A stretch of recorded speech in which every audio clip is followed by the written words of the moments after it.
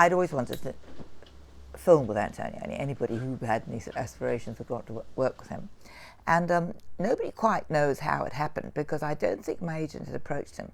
But out of the blue, as yet, out of the blue, my agent got a request from Rome saying Antonioni was going to Paris and he'd like to see me in Paris. So I left, and it was a very hot summer's day, and we got my ticket, one return ticket from Paris, got on the plane, got to Paris, went to the little hotel, small little hotel, not a big grand hotel. Antonioni was sitting there with one assistant. And I came in and I sat down, and he said sort of, hello, just like that, and that's about it. And so we sort of sat there. And he doesn't really speak, it's all very monosyllabic. And he said, what did I know about him? And I sort of muttered about what I knew of him. And then he said, he said he'd seen me in a film in Rome, which was Husbands, John Cassavetes' movie, and he'd liked my performance. And so I said, oh, thank you very much. And then there was nothing. There was just this sort of silence, and he sort of looked at me. He was always looked very directly at you. And I thought, well, he's either going to ask me to read or do something. And then he said to me, well, they want me to use somebody well-known in this role, but I don't want anybody well-known in this. So he said, leave it with me. We shook hands and I left. So the whole thing lasted about 15 minutes, and nothing was, we didn't discuss anything about the part, about the role, about anything. So anyway, I went back, sat in a cafe feeling absolutely, oh my God, how did that go? Had a coffee and a croissant, got the plane, came back. And about a few weeks later, my agent rang and said, well, he wants you to do it. I had costume fittings in London. And I vaguely knew there was a sort of script that Mark Peploe had written in conjunction, but was somebody else. But in fact, I knew Mark Peploe. And the costumes were done by his girlfriend, and we spent hours looking for this character's costume because we didn't really know what she was. And that was it. Arrived in Spain with this script, a beautiful occasion. I mean, I was invited there about 2 days before just to sort of get acclimatized. Showed all the costumes to Antonioni, and he looked at them all very sort of. He knew exactly what he wanted everybody to look like. He knew exactly what how you were supposed to dress as this character that he'd conceived. And and then on the day I was called to go to the set, I went to the set. I was told what scene we were going to do, and we just started from there. Very little rehearsals. I don't think he wanted the actors to know too much about their character. He wanted them to be sort of enigmatic, and he wanted to be in charge of the development of the character. One had been cast because he had this exact vision in his mind of how the character would look and how she would behave. And I mean, it was said that he could tell in about 3 minutes whether the person was right for the role or not, because he would use the person as he saw them to play this character. Strange enough, I wasn't that nervous when I actually got on location, first of all. Once I got out there to Barcelona, it was this lovely sun, it was so lovely. I mean, I was obviously a bit nervous because it was a great man, but the scenes are also all quite short, really. And the very fact that you didn't have to have these great emotional acting things with lines that you were working on and trying to find the motivation for, and real heavy stuff, it sort of made it lighter, really. And you got to know the character, because you realize, I realized quite early on that she hadn't known much about this man anyway. So the whole thing was a voyage of discovery for her. It was a voyage of discovery for him, and it was a voyage of discovery for her, because she's absolutely sort of amazed. She sort of finds this passport, and as it goes along, so it unravels all the sort of things in his life that she didn't know about him.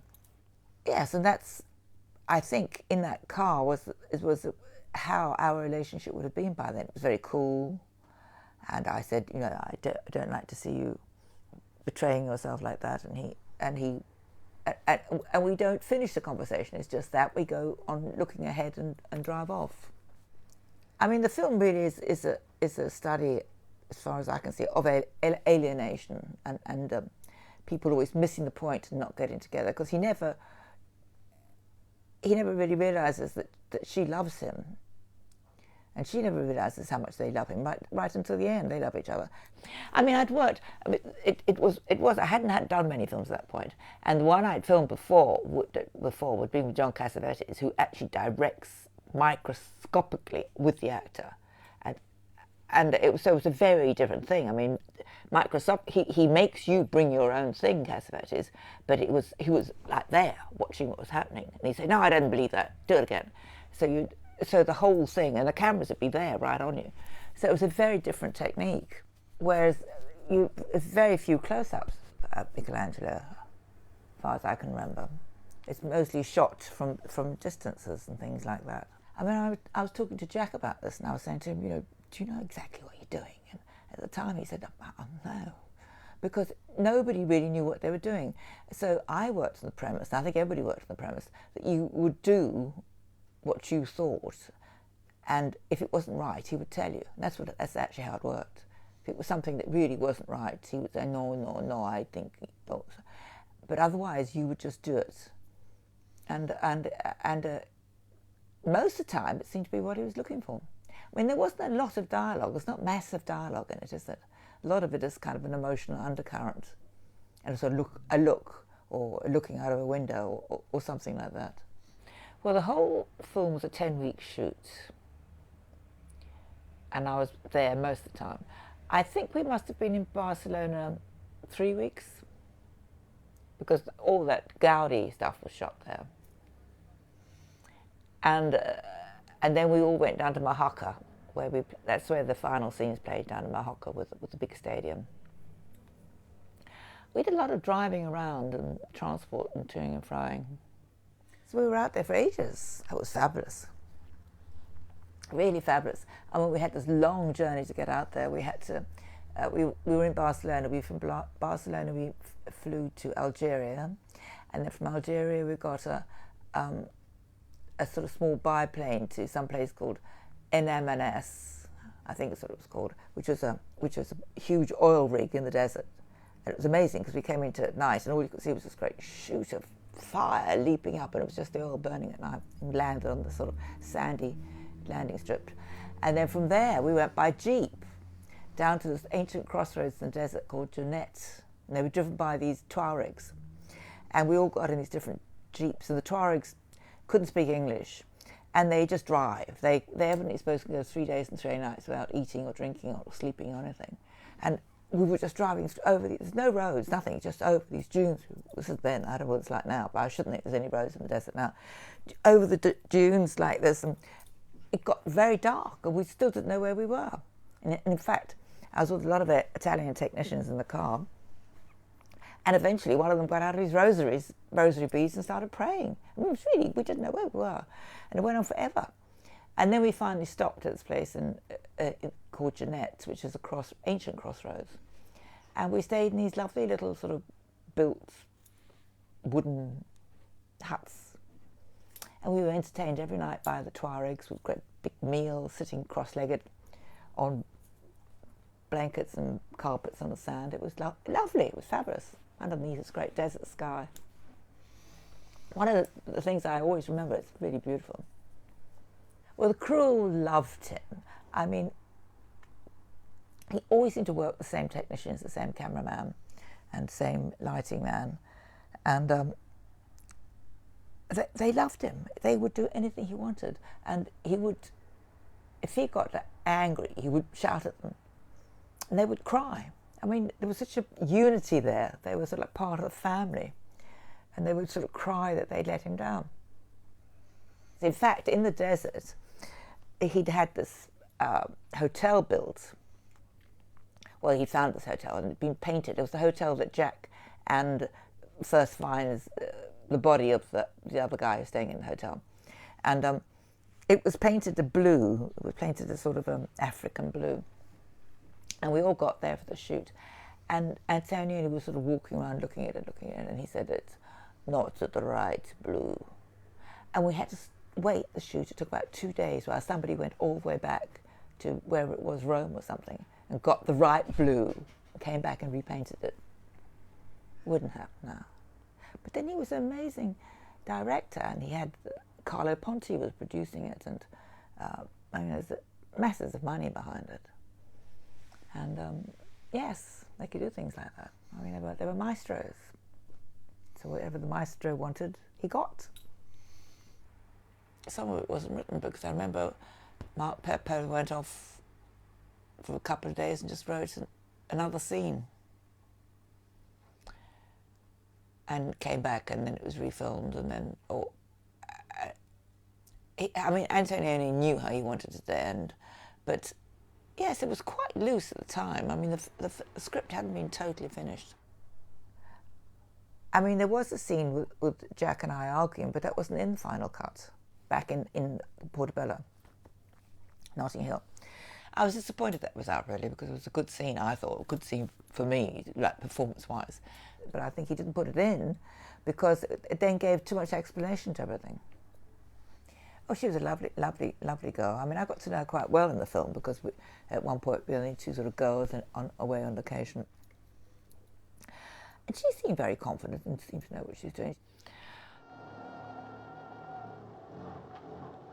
Well, it must have taken Antonioni a long time. It was a very, very long day. But we didn't have much rehearsal. And we were sort of driven. We were told we were going to do this big scene. We were driven to this, it was an old bull ring, actually. And we sort of got out and we walked around. And he actually positioned us. And it was actually done like a military position.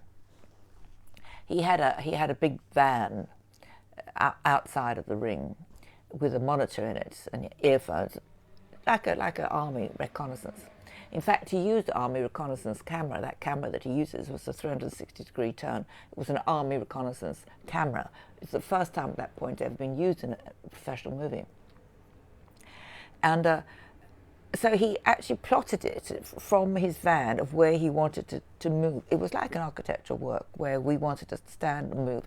And we were told that we'd be standing here, and then you'd have this reaction, and then Jack would be lying on the bed, and you had that reaction, and then this, and that, and then the girl would walk around the back, and then there was a dog, I think, came barking.